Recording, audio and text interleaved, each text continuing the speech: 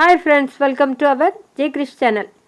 நாம் இன்றைக்கு என்ன வீடியோ பார்க்க போகிறோன்னா வெஜிடபிள் பிரியாணி செய்கிறத பற்றி பார்க்க போகிறோம்.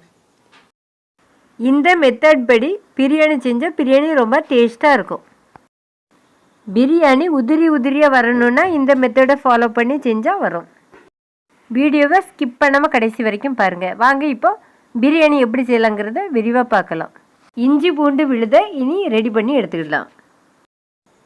7 பல்லு பூண்டையும் ஒரு சிறு துண்டு இஞ்சியும் தோலை நீக்கிட்டு பேஸ்ட் பண்ணி எடுத்துக்கலாம்.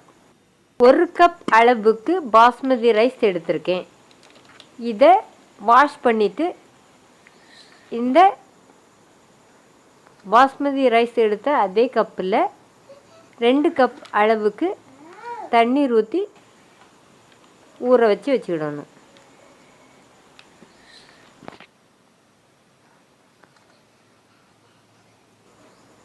ஒரு பிரிஞ்சி இலை, 2 துண்டு கிராம்பு, ஒரு பட்டை, 1 டீஸ்பூன் அளவுக்கு சோம்பு எடுத்துக்கிடலாம்.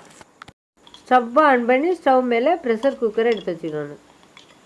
1.5 டேபிள் ஸ்பூன் அளவுக்கு ஆயிலும் 2 டேபிள் ஸ்பூன் அளவுக்கு நெய்யும் சேர்த்துக்கிடணும். இப்படி சேர்த்து செய்கிறதுனால பிரியாணி நல்லா உதிரியாக வரும்.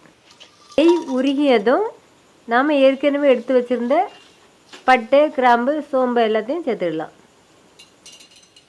ஸ்லோ ஃப்ளேமில் வச்சு குக் பண்ணுங்க. சோம்பு பொரிஞ்சதும் ஒரு பெரிய வெங்காயத்தையும் 10 சின்ன உள்ளியையும் நீளமாக கட் பண்ணி சேர்த்துடலாம். வெங்காயம் குயிக்காக வதங்கன்னா உப்பை சேர்த்துடலாம்.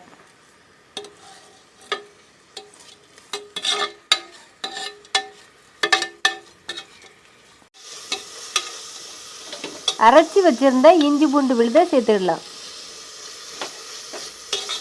பெரிய வெங்காயம் பொன்னிறமாக வந்ததும் 2 தக்காளி பழத்தை பொடியை கட் பண்ணி சேர்த்துக்கலாம்.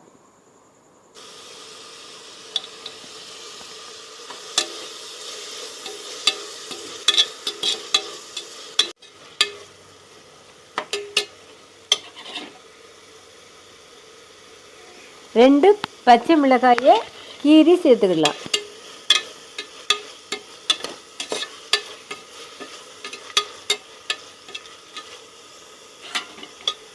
ஒரு பிடி அளவுக்கு புதினாவை சேர்த்துக்கலாம். தக்காளி நல்லா வதங்கி வந்ததும் மிக்ஸ்டு வெஜிடபிள் சேர்த்துக்கலாம். நம்ம 1 கப் அளவுக்கு ரைஸ் எடுத்ததுனால 2.5 கப் அளவுக்கு வெஜிடபிள் எடுத்துக்கிடணும். 1 டீஸ்பூன் அளவுக்கு சிகப்பு மிளகாய்த்தூளும் கரம் மசாலா 1 டீஸ்பூன் அளவுக்கு சேர்த்துக்கிடணும். ரைஸில் ஊற்றி வச்சுருந்த தண்ணியை மட்டும் வடிகட்டி சேர்த்துடலாம்.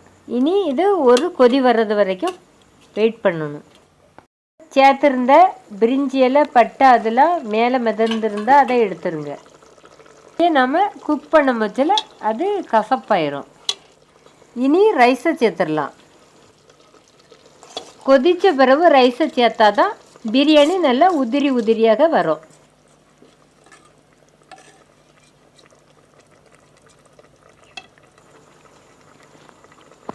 இந்த தண்ணீரில் உப்பு கரெக்டாக இருக்கான்னு நாம் செக்கப் பண்ணி பார்த்துடணும்.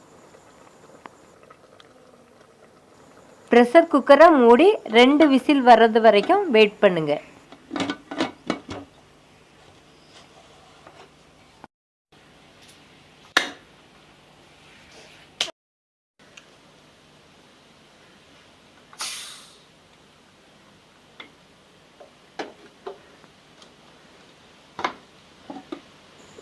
இப்போ நம்மளோட பிரியாணி ரெடி ஆகிட்டு பாருங்கள், எவ்வளோ அழகாக உதிரியாக வந்திருக்கு.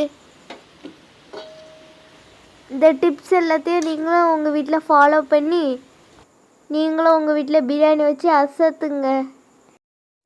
இந்த வீடியோ பிடிச்சிருந்தால் லைக் பண்ணுங்கள், கமெண்ட் பண்ணுங்கள், ஷேர் பண்ணுங்கள். கூடவே நம்ம சேனலை சப்ஸ்கிரைப் பண்ணுங்கள். தேங்க்ஸ் ஃபார் வாட்சிங்.